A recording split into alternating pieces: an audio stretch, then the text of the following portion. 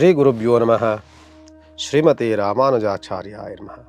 ಶ್ರೀಹಕ್ಕಾಂತಾಯ ಕಲ್ಯಾಣ ನಿಧಯೇ ನಿಧಯೇರ್ತಿನಾಂ ಶ್ರೀ ವೆಂಕಟ ನಿವಾಸಾಯ ಶ್ರೀನಿವಾಸಾಯ ಮಂಗಲಂ. ಮಂಗಲಂ ಕೌಸವೇಂದ್ರಾಯ ಮಹನೀಯ ಗುಣಾತ್ಮನೆ ಚಕ್ರವರ್ತಿ ತನೂಜಾಯ ಸಾರ್ವಭೌಮಾಯ ಮಂಗಲಂ.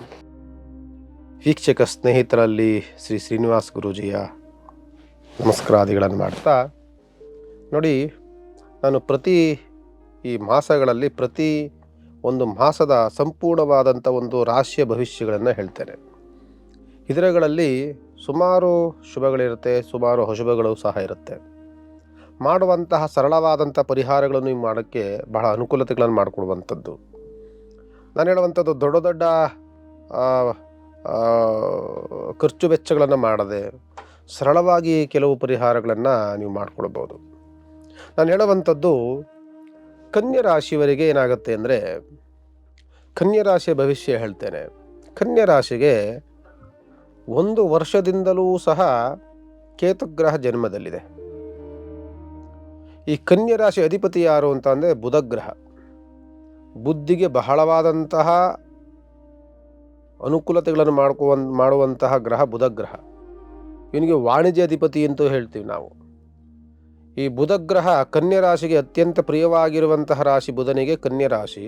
ಈ ರಾಶಿ ಅಧಿಪತಿ ಇವನಿಗೆ ಬುದ್ಧಿಕಾರಕ ಮತ್ತು ಬಿಸ್ನೆಸ್ಸಿಗೆ ಕಾರಕನಾಗಿರ್ತಾನೆ, ವಾಣಿಜ್ಯ ಕಾರಕನಾಗಿರ್ತಾನೆ. ಈ ಜಾಗದಲ್ಲಿ ಬಂದು ಕುಂತೋನು ಯಾರು ಅಂತ ಅಂದರೆ ಕೇತುಗ್ರಹ ಬಂದು ಕೂತ್ಕೊಳ್ತಾನೆ. 1 ವರ್ಷದಿಂದ ಇರ್ತಾನೆ, ಇನ್ನು 1 ವರ್ಷಗಳ ಕಾಲ ಇರ್ತಾನೆ.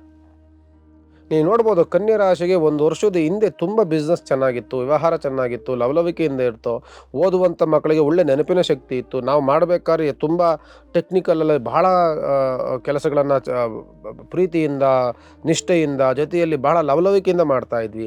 ಇತ್ತೀಚೆಗೆ ಯಾಕೋ ಮಂಕು ಹೋದಂಗಿರುತ್ತೆ, ಯಾವ್ದು ಮಾಡೋಕ್ಕೂ ಇಂಟ್ರೆಸ್ಟ್ ಇಲ್ಲ. ಓದ್ಬೇಕಾದ್ರೆ ಮಕ್ಕಳಿಗೆ ನೆನಪಿನ ಶಕ್ತಿ ಕಡಿಮೆ ಆಗ್ತಿದೆ.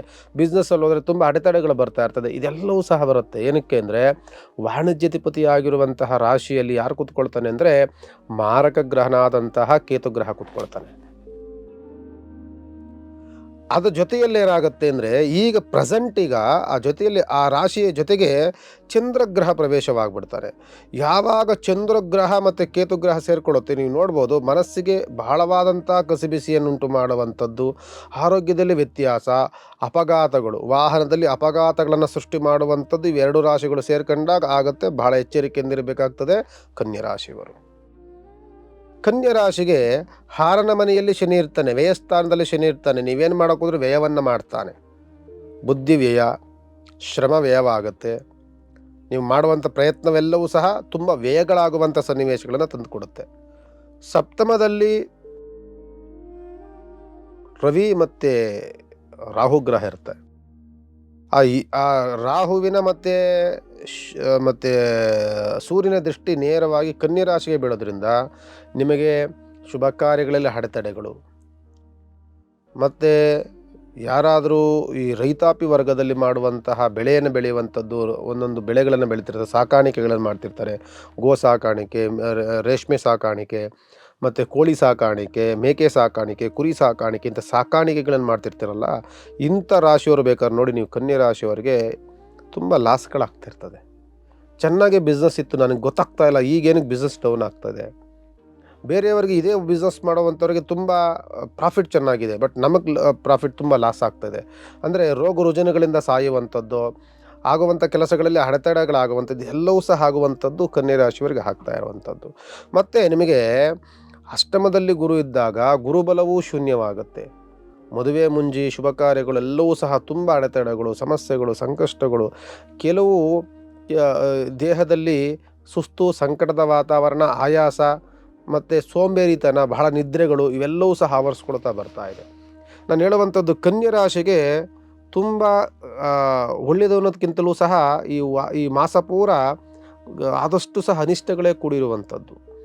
ಆದ್ದರಿಂದ ಏನು ಗುರುಗಳೇ, ಇದೆಲ್ಲ ಅನಿಷ್ಟಗಳೇ ಆಗ್ಬಿಟ್ರೆ ಇವಾಗ ಏನು ಮಾಡೋದು? ಹಂಗಾರೆ ಇದಕ್ಕೇನು ಪರಿಹಾರಗಳೇ ಆಗಿ ನಾವು ವ್ಯವಹಾರಗಳನ್ನು ಮಾಡೋದು ಹೇಗೆ?